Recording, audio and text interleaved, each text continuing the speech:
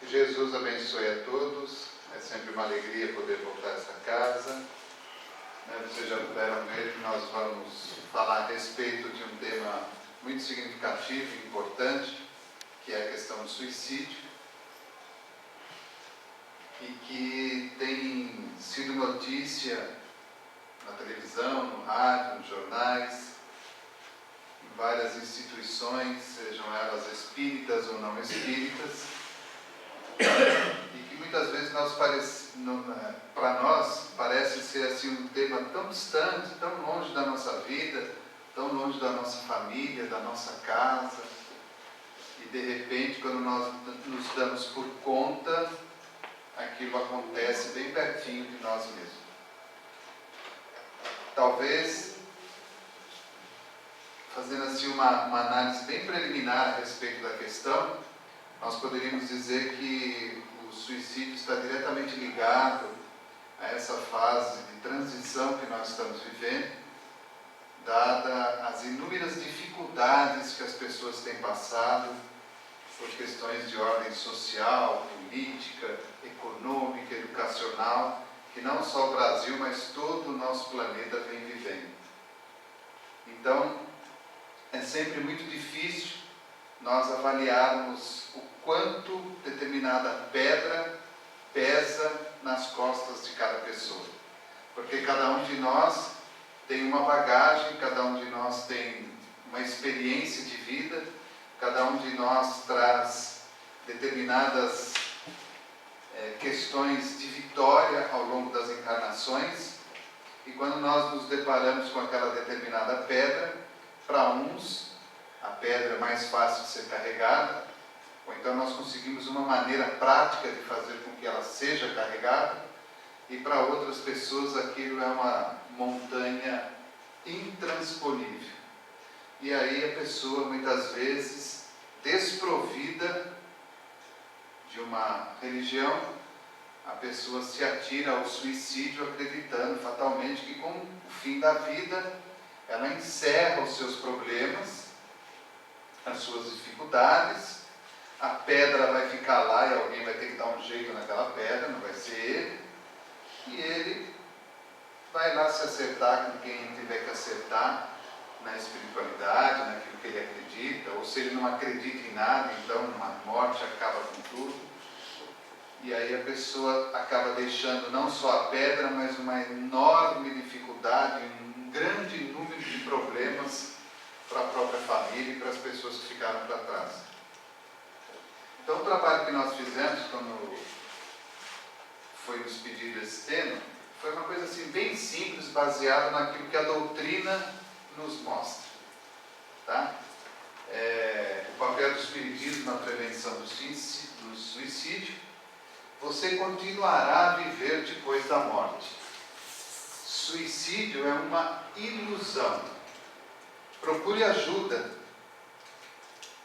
É um trabalho que a fé tem feito, incentivando cada vez mais as pessoas a, quando estiverem com algum tipo de dificuldade, nunca acreditarem que serão capazes de resolver sozinhos. Porque é uma coisa tão sutil, e nós podemos falar até por uma questão de experiência na casa onde nós trabalhamos.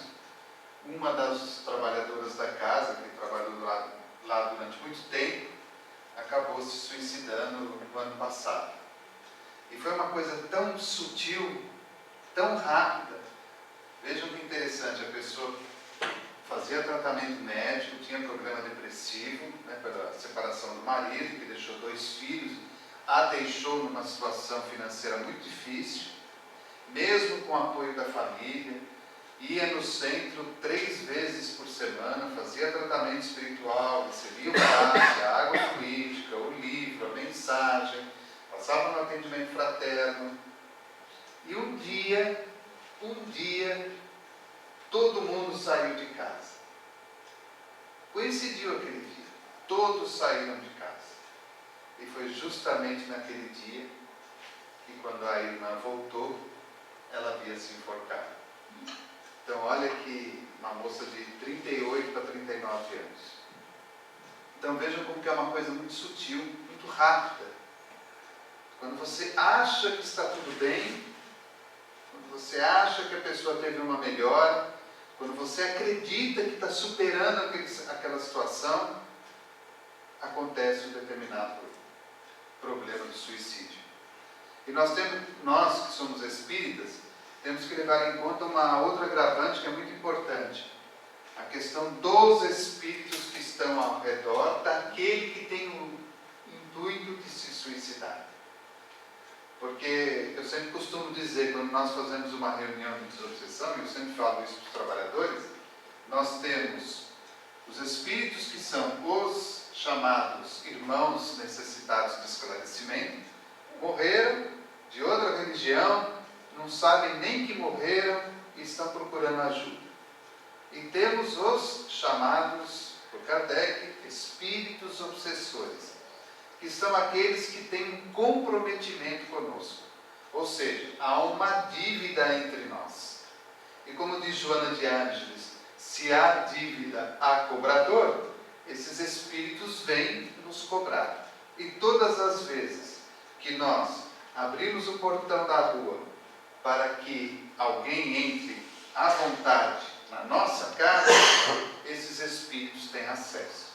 E quando a pessoa se prontifica ao suicídio, acreditando que aquilo vai ser o fim dos problemas, muitas vezes essa pessoa já está totalmente influenciada por um ou mais espíritos que comungam daquela ideia e querem que a pessoa haja dessa forma, porque é uma maneira deles poderem receber a dívida que a pessoa tem com elas. É uma coisa assim muito, muito complexa. A gente vai lendo os livros e você vai observando que é uma coisa assim tão, como eu disse, tão sutil, tão pequenininha, que alguém, até mesmo lá no centro, falou assim: puxa, mas vocês não perceberam que isso ia acontecer? Sim, os espíritos se comunicavam nas reuniões de desobsessão e diziam claramente: nós vamos pegá-la, nós vamos tirar a vida dela. E foi uma luta durante quase 2 anos. E num momento aconteceu. E aí alguém fala assim: nossa, mas será que tinha que acontecer? Não teria que acontecer? Não, não teria que acontecer. É que a pessoa se prontificou a isso. Ela se utilizou daquele momento que estava sozinha e os espíritos se utilizaram daquela situação toda e a levaram Às vezes até as pessoas saíram de casa, às vezes até por influência desses espíritos. Para que a situação pudesse acontecer. Né? Então, eu me lembro quando eu fiz os cursos na Federação em São Paulo, quando caía essa aula de suicídio no curso básico, a companheira que dava a aula para nós sempre falava assim: olha, nunca julgue um suicida, porque você não sabe a história que ele carrega, que não é uma história só dele. Ah, o fulano é fraco, o fulano não tem fé, o fulano não tem religião. Então, há sempre uma história. Eu sempre digo que sempre tem uma história. Você cruza com um mendigo na rua, descalço, sujo, sem comida. Você fala assim: ah, não, o cara forte, podia estar trabalhando. Mas tem uma história por trás daquele indivíduo. O que fez com que aquele indivíduo chegasse naquela situação? Ninguém quer ficar naquela situação. Quem quer ser um mendigo na rua, andar descalço, sujo, sem comer? Ninguém. Sozinho. Então, muitas vezes, são as circunstâncias da vida que vão levando, e é aquilo que eu disse: você abre a porta lá da rua, você está abrindo a sua casa para todo mundo poder entrar e usufruir do que você tem lá dentro. Aí nós fizemos uma pesquisa, né? O que é prevenção? É uma opinião formada sem exame, parcialidade, ato ou efeito de prevenir. Prevenção é sinônimo de precaução, sobreaviso. Então, quando nós lançamos uma campanha de prevenção, acima de tudo, nós estamos criando um processo de precaução, de sobreaviso, de que, olha, pode haver casos de suicídio aqui no nosso bairro ou aqui na nossa cidade. Então, nós estamos fazendo um trabalho de prevenção, de precaução, de sobreaviso, para que nós possamos tomar as devidas providências e dar à pessoa a possibilidade de buscar ajuda naquilo que ela precisa. Tá? O que é suicídio? A ação de acabar com a própria vida, de se matar. Ele cometeu suicídio. Infelicidade, desgraça ocasionada por uma atitude, um comportamento, pela falta de senso ou de percepção.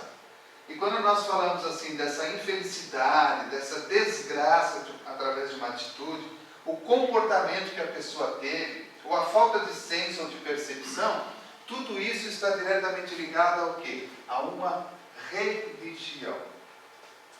Se nós formos pegar os dados que têm sido lançados aí a respeito da nossa região, que é a região aqui do estado de São Paulo, nós vamos observar que grande parte das pessoas que se suicidaram não tinham nenhuma ligação religiosa, ou quase nenhuma ligação religiosa.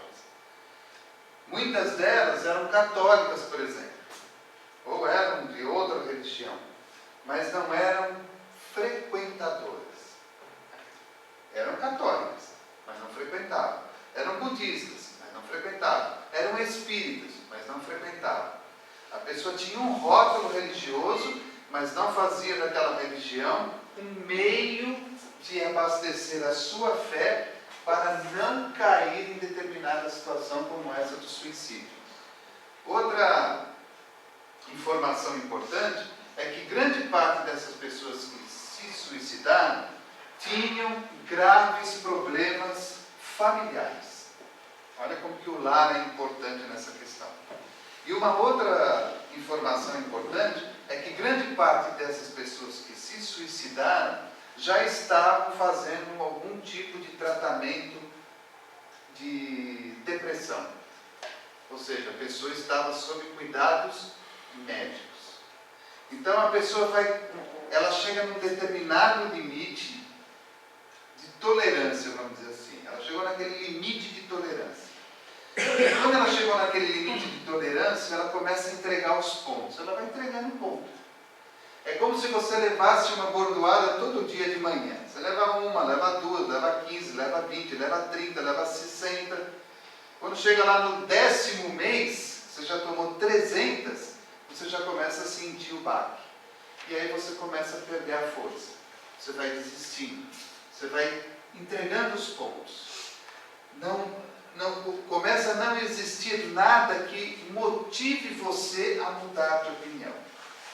Então a vida não tem mais graça, as coisas não têm mais cor, nada tem mais cheiro, nada é mais belo. Aquelas coisas mínimas que você tinha prazer em fazer, ou de ver, ou de sentir, elas passam a ser coisas banais da vida. Então você não tem vontade de levantar, você não tem vontade de trabalhar, você não tem vontade de se cuidar, você não tem vontade de olhar para você. Você vai perdendo os prazeres da vida, é onde a pessoa vai perdendo a força. Até que chega um instante que ela como se entregasse à sorte. E ao se entregar para a sorte, é onde os espíritos têm toda e plena liberdade para agir no indivíduo. E aí, segundo Kardec, nós saímos daquela fase da simples obsessão até chegarmos à fase da subjugação, da possessão, onde o espírito praticamente domina o indivíduo. Ele perde toda a noção da sua individualidade. Ele passa a agir de conformidade com aquilo que o espírito, de forma direta ou indireta, está realizando sobre ele. Tudo bem até aí?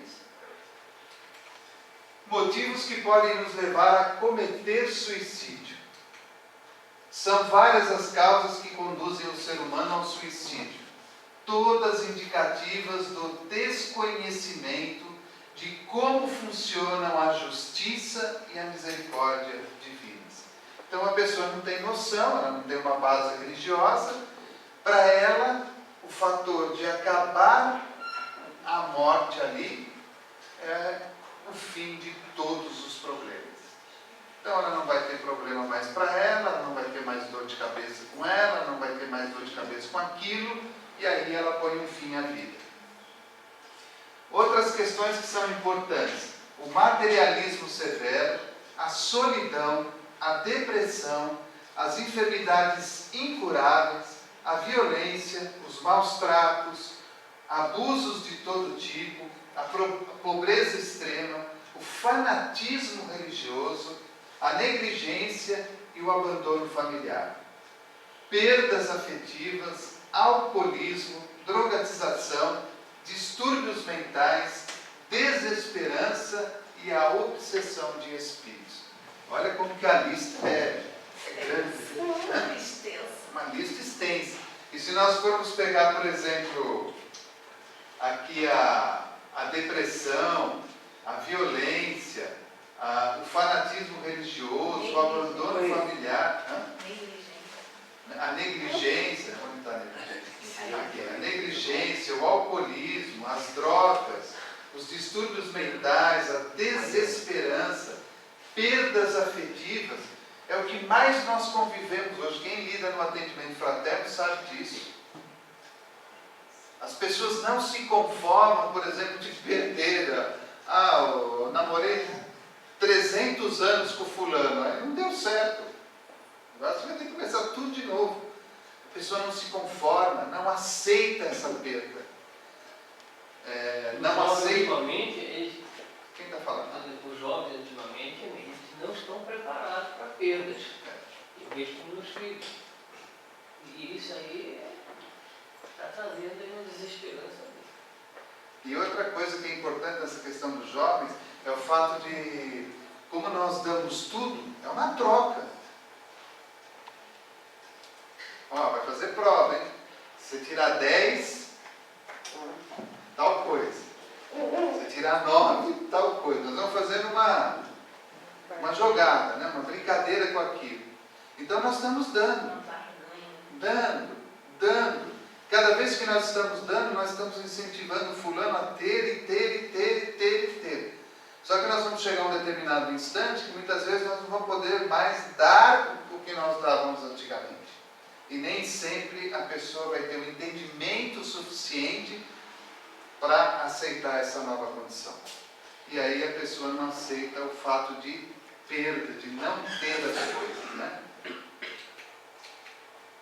Lá nas questões do Livro dos Espíritos, na questão 943, de onde vem o desgosto pela vida que se apodera de certos indivíduos sem motivos que os justifiquem?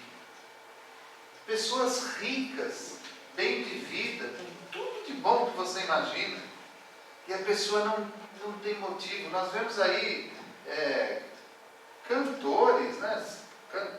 Cantora, atriz, atores, pessoas da alta sociedade, né? Que vivem na mídia, e a pessoa está aí depressiva. Nós tivemos aí há pouco tempo o próprio padre Marcelo Rossi, o padre Fábio de Mello, aquela cantora lá que agora se afastou de novo, lá de Silmara, Silméria, lá aquela turma toda lá da sertaneja, eu esqueci o nome.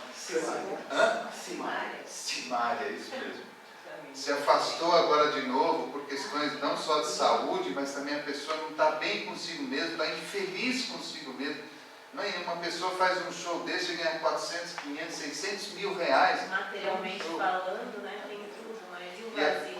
O vazio interior, né? Então, de onde vem esse desgosto pela vida que se apodera de certos indivíduos sem motivos que o justifiquem? Aí diz o Espírito da Verdade: efeito da ociosidade, da falta de fé e muitas vezes da saciedade. O excesso, então, tanto a falta quanto o excesso. Para aquele que exerce suas faculdades com fim útil e de acordo com as suas aptidões naturais, o trabalho nada tem de árido e a vida se escoa com mais rapidez. Suporta as suas vicissitudes com tanto mais paciência e resignação, quanto mais age tendo em vista a felicidade mais sólida e mais durável que o espera. Então é trabalhar. Ela estava falando lá, não, você viu o que eu fiz aí, né? Tem que ocupar minha cabeça, ter deitado nisso, né? Mente vazia, porta aberta lá para a turma lá, né? Fulano lá. E é mesmo, fica em casa sem fazer nada. 1 dia, 2 dias, 3 dias, 4 dias. No 7º dia você já não se aguenta mais. Né? Porque você acorda todo dia naquele ambiente, todo dia aquelas mesmas coisas, né? Todo dia tudo do mesmo jeito, não há um motivo, não há nada que te motive a fazer algo diferente. Então você senta a televisão, muda de canal, muda para lá, muda para cá, vira aqui, vira ali. Há uma mudança contínua, mas na verdade um vazio existencial, íntimo, interior. Vamos perdendo a graça da própria vida. Lá na questão 944, o homem tem o direito de dispor da sua própria vida? Não, somente Deus tem esse direito. O suicídio voluntário é uma transgressão da lei divina. Nós não temos o direito de abreviar a nossa vida. Na questão 952, comete suicídio o homem que perece vítima do abuso de paixões que ele sabia que iriam apressar o seu fim, mas às quais não lhe foi possível resistir, porque o hábito as transformou em verdadeiras necessidades físicas. É um suicídio moral. Não compreendeis que nesse caso o homem é duplamente culpado? Há nele falta de coragem, bestialidade e, além disso, o esquecimento de Deus. Às vezes nós achamos que cometer suicídio é simplesmente tirar a própria vida. Se nós pegarmos o nosso lar e observarmos o desencarne do André Luiz, nós vamos ver o quê? Que o André Luiz, inconscientemente, também foi um suicídio. O fulano que come demais, que bebe demais, que fuma demais, ou o fulano que não come nada, aquelas meninas que são todas lindas, maravilhosas, né? Aí não come nada, e tudo que come põe para fora. Então é um desvio moral do indivíduo, a falta de coragem em querer viver, aceitar-se da maneira como você é. Deus criou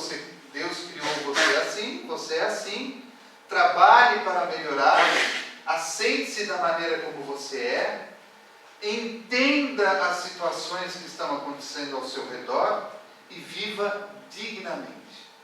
A melhor coisa que nós temos a fazer é ocupar a nossa cabeça. Ocupar a nossa cabeça. Você não tem nada para fazer?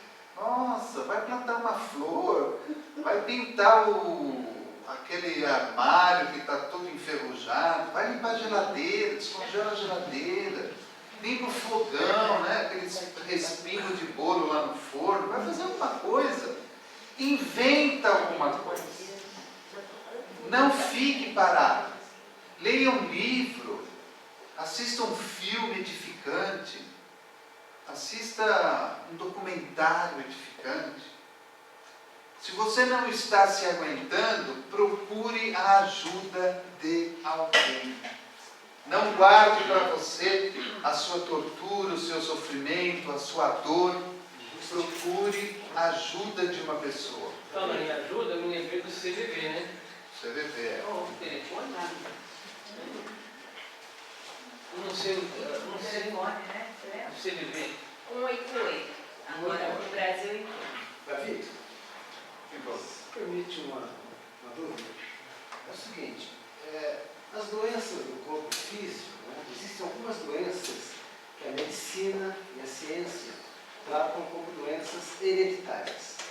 O avô teve, o filho teve, os netos tiveram. Fazendo uma analogia, por exemplo, com a depressão. Né? Eu conheço uma família totalmente desestruturada, cai no que você falou. O avô suicidou-se, o filho suicidou-se, que é o pai, e os filhos do filho têm propensão ao suicídio. Existe aí alguma lógica nisso? Não estou falando assim materialmente ou fisicamente, né? Já que os espíritos obsessores, né, eles influenciam, eles levam a pessoa ao suicídio. O que poderia caracterizar esse estado de coisa? Teria sentido de falar de uma hereditariedade espiritual? Não sei se isso caberia esse tipo de pergunta. Eu particularmente não acredito que seria uma hereditariedade material. Eu acredito que seria assim... Espiritual. E nem mesmo essa questão espiritual. Eu acredito que a providência divina se utilizou de espíritos que talvez tenham vivenciado as mesmas dificuldades, as mesmas dores, os mesmos sofrimentos através do suicídio e dar a eles uma nova oportunidade agora de uma forma mais próxima. É como eu sempre digo, né? Seria um caso assim de se estudar o histórico, né, dessas pessoas, para você tentar chegar o mais longe possível e tentar entender o porquê que isso aconteceu. Bom, tudo bem. O avô se suicidou. Tá? Qual o motivo que levou o avô a se suicidar? Qual o motivo que levou o pai, que é filho lá do avô, a se suicidar? E assim por diante, até você chegar no momento atual. Então eu vejo assim muito por parte do que Kardec fazia. Eu acho que tudo depende de uma análise. Não dá para nós julgar, eu vou fazer um pré-julgamento, de que seria uma questão assim, então lá o avô morreu, então todo mundo na família vai morrer, através do suicídio.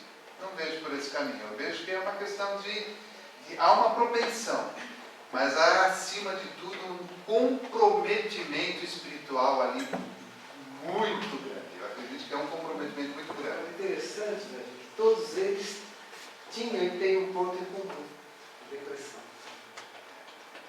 Todos eles, o avô, o filho, os 3 filhos que atualmente também. E você veja, né?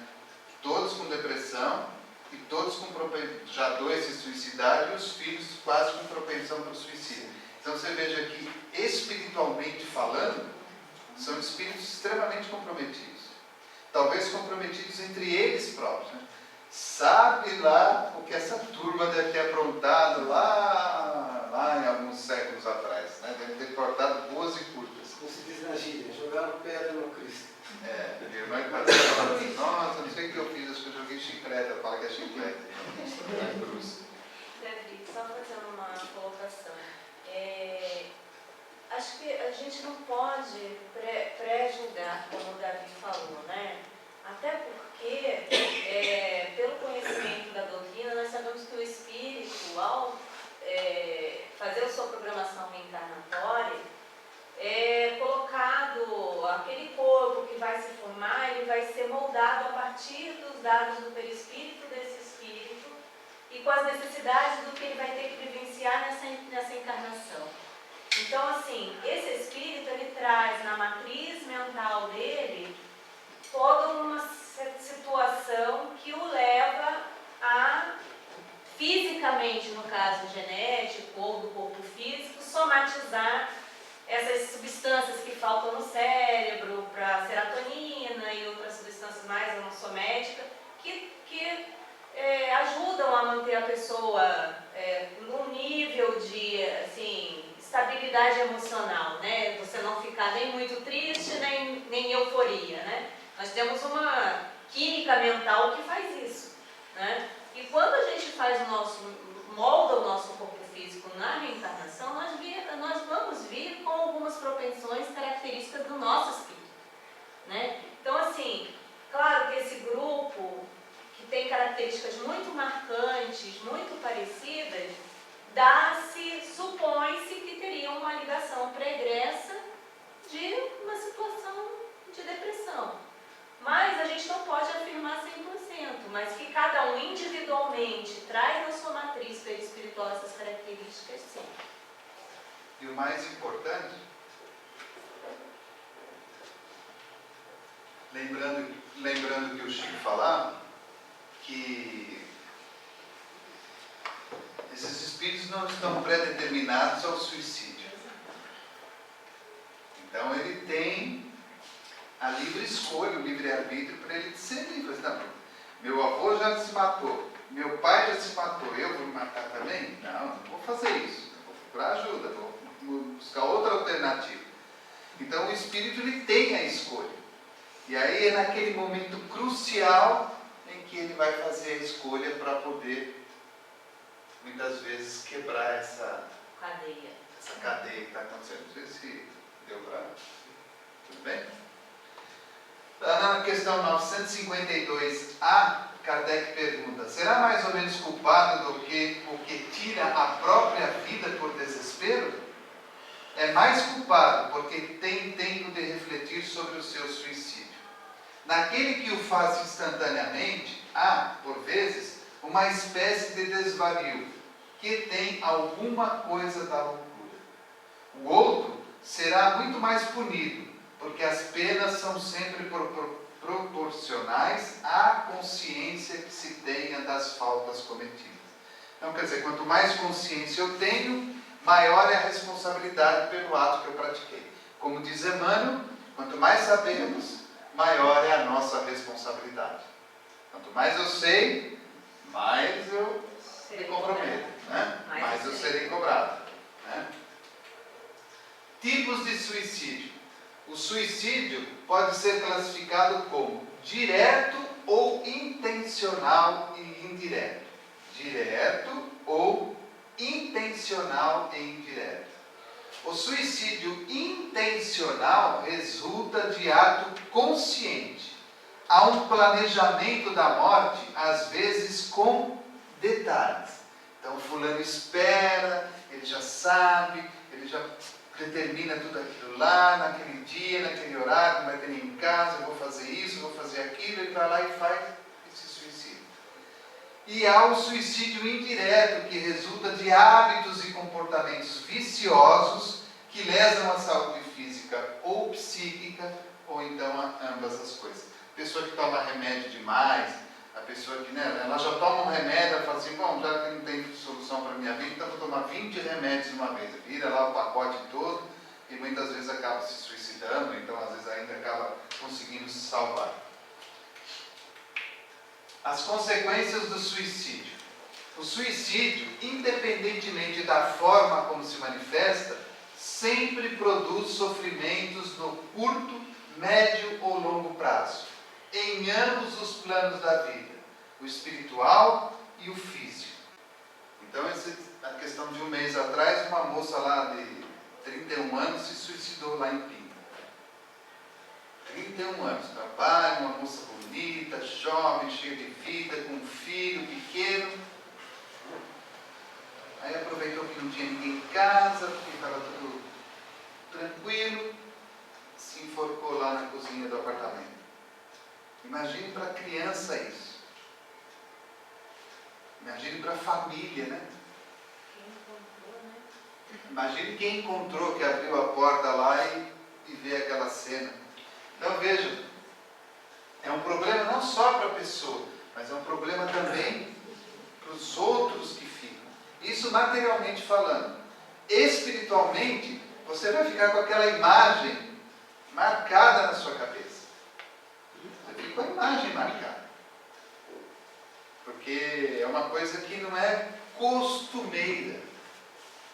Eu me lembro, tive que fazer lá quando vai tirar o porco do caixão? Exumação da minha mãe, e você tem que ficar lá. A minha irmã falou para mim, não, eu não vou lá, senão depois não durmo.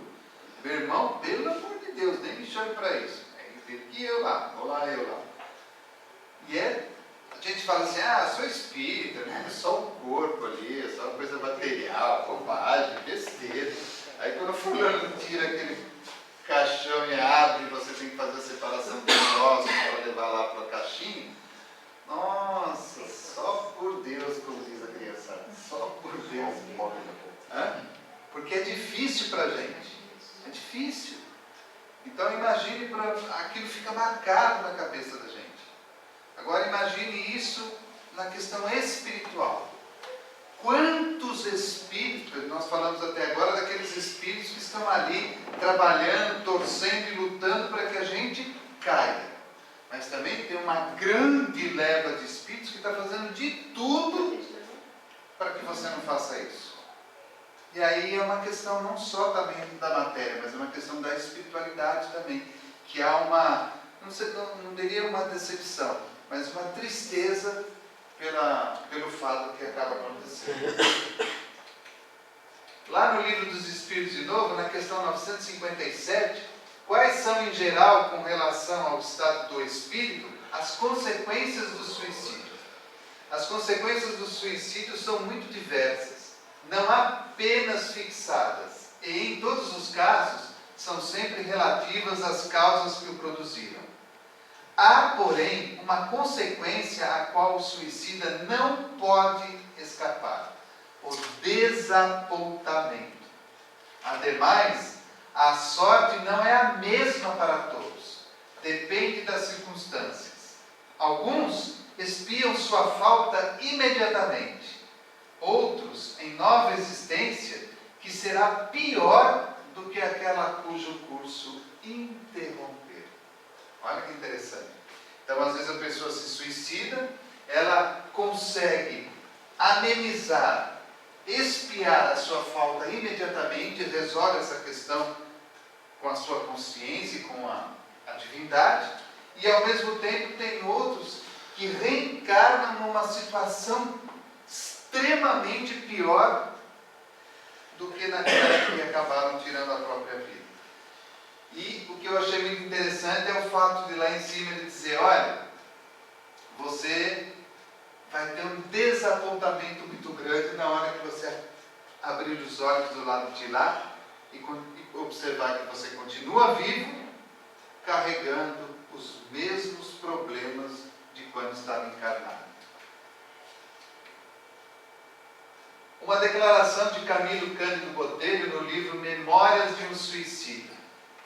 Precisamente no mês de janeiro do ano da graça de 1891, fora eu surpreendido com meu aprisionamento em região do mundo invisível, cujo desolador panorama era composto por vales profundos, a que as sombras presidiam, gargantas sinuosas e cavernas sinistras, no interior das quais privavam, quais maltas de demônios enfurecidos, espíritos que foram homens, dementados pela intensidade e estranheza, verdadeiramente inconcebíveis, dos sofrimentos que os martirizavam. Eu vejo muita gente falando assim: não, eu não leio o Memórias do Suicida porque é um livro muito pesado. Mas ele é pesado, agora eles aumentaram a letra, ele ficou pesadão mesmo, porque eu vi a letra, ele virou um bitelão assim. O meu é aquele antigo, ainda a letra pequena, então não é tão pesado. Mas todas as pessoas deveriam ler. O livro é muito bonito pelo aspecto dos trabalhadores espirituais sob a tutela de Maria, Mãe de Jesus, trazerem à tona essas informações e a maneira como eles se utilizam para salvar as pessoas que acabam tirando a vida através do suicídio. Prevenção espírita do suicídio.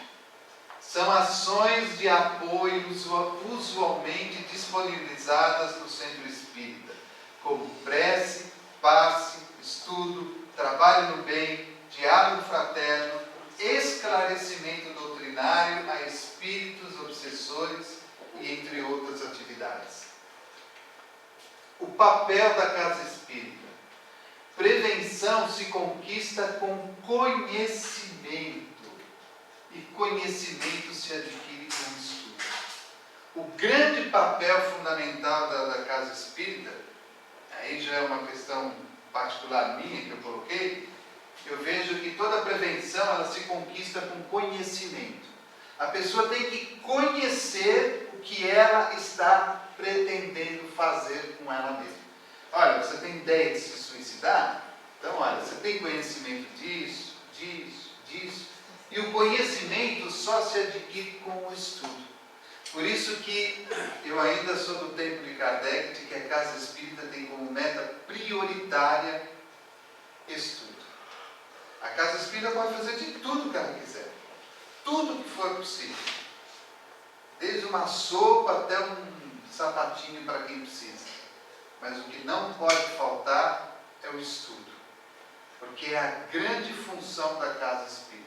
Ser o hospital através do passe, da água fluídica, do tratamento espiritual, mas também ser a escola que ensina a pessoa a ter conhecimento.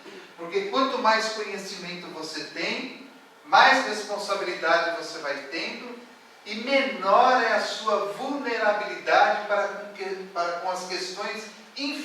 da vida. Você se torna mais adulto consigo mesmo. É a grande educação, como diz Joana de Anjos, é a educação do espírito. Eu educar. Então, você vai fazer uma determinada coisa, a própria consciência que armazena esse conhecimento vai dizer para você, olha, não faça isso. Isso não é certo, isso não é justo, isso não é correto. Você gostaria que aquela pessoa fizesse com você isso? Aí você vai falar, não, eu não gostaria que fizesse comigo. Aí você vai recuar um passo para trás. E ao recuar um passo para trás, você está dando 3 espiritualmente para frente. Porque você vai dar 3 espiritualmente. Moralmente. É a boa conduta.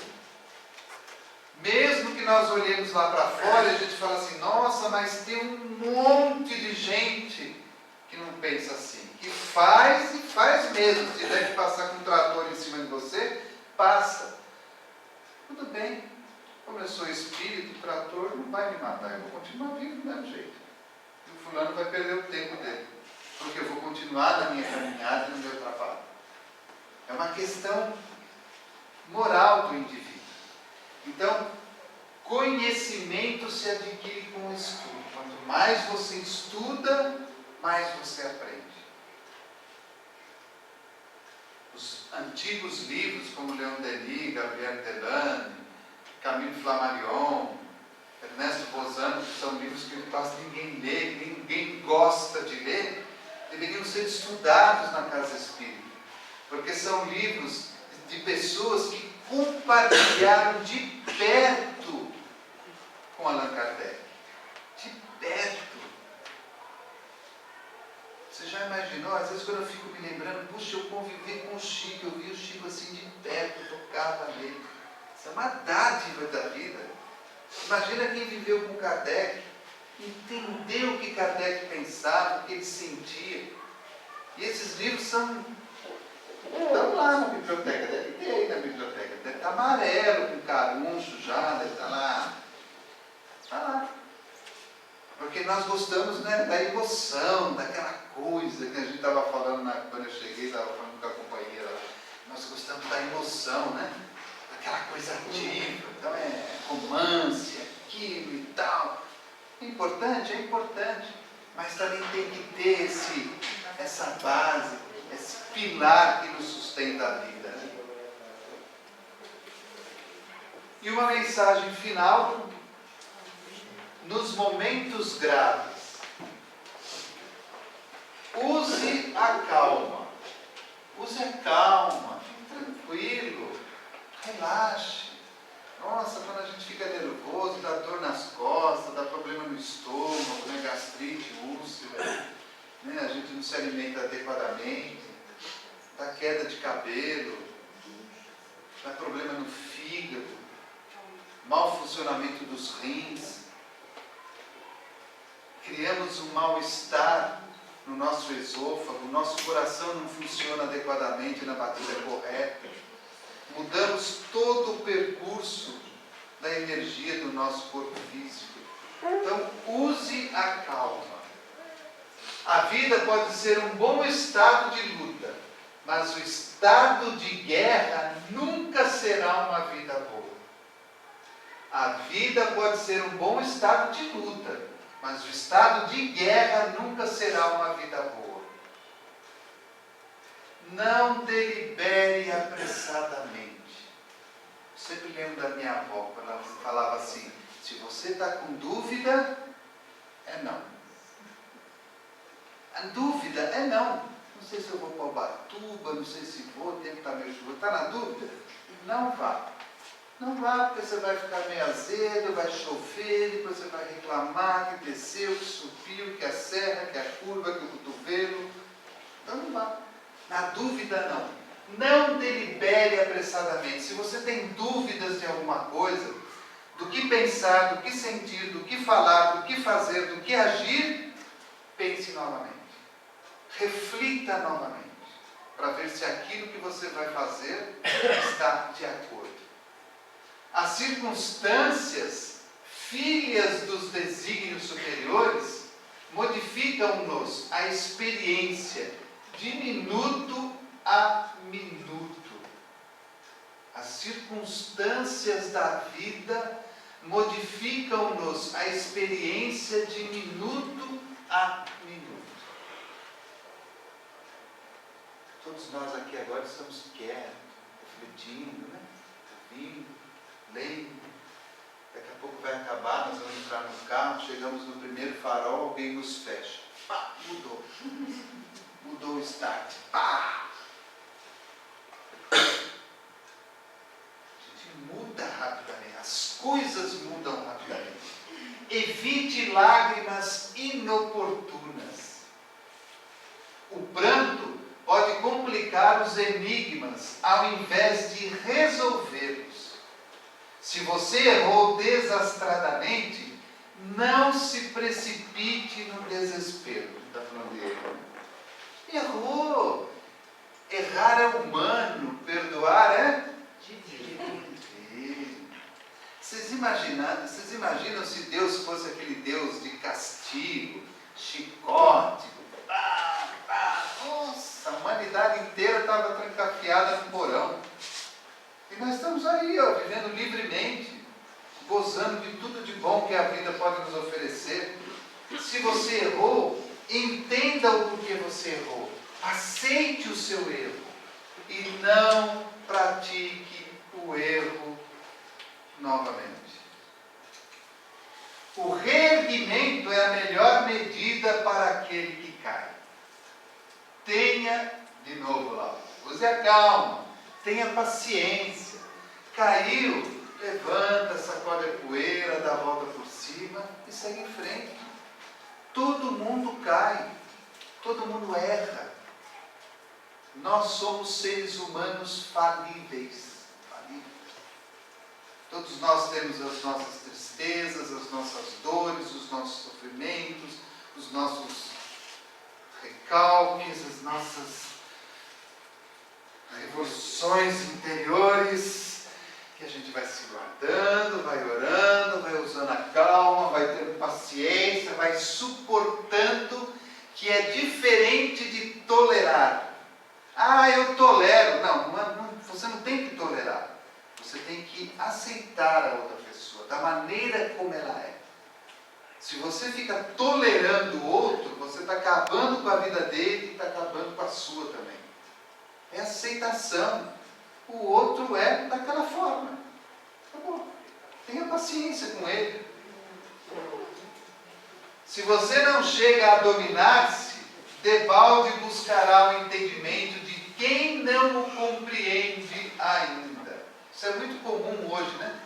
A pessoa não consegue se dominar, mas ela quer que os outros a compreendam, que os outros a aceitem.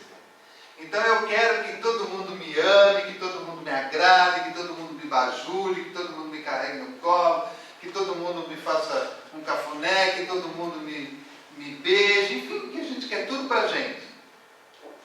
E aí? E nós? O que nós damos para o outro?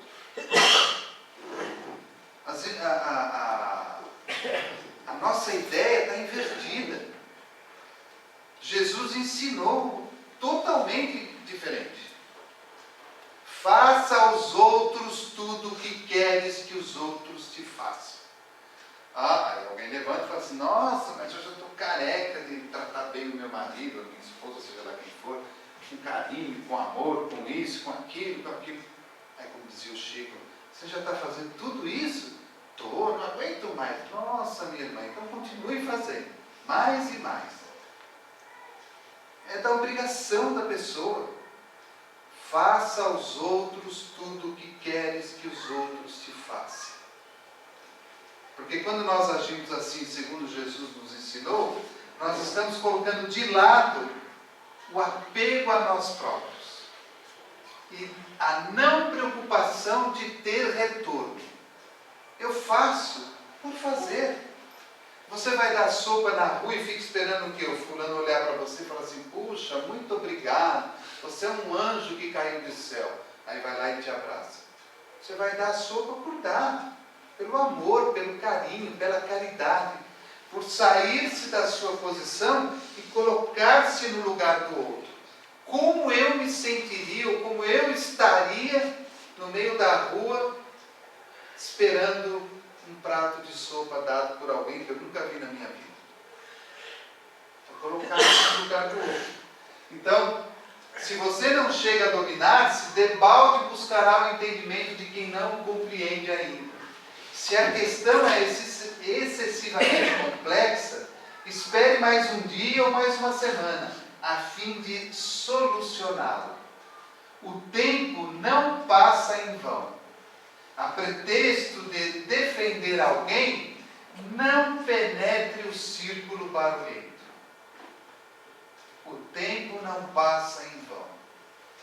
Aquela história, do mente vazia que nós falamos no começo. Você está lá, não está fazendo nada, não tem nada na cabeça, só bobagem, só besteira, fica pensando lá na bezerra que já morreu, ou na ovelha que nem nasceu. E aí fulano fica lá imaginando as coisas, refletindo as coisas.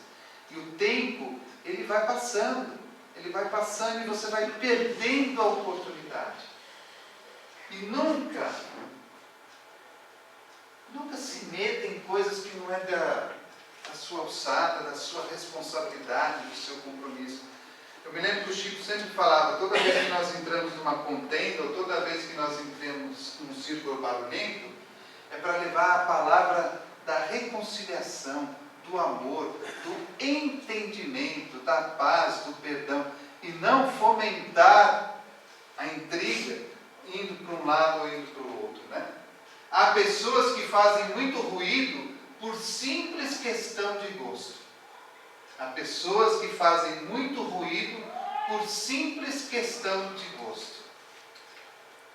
Seja comedido nas resoluções e atitudes.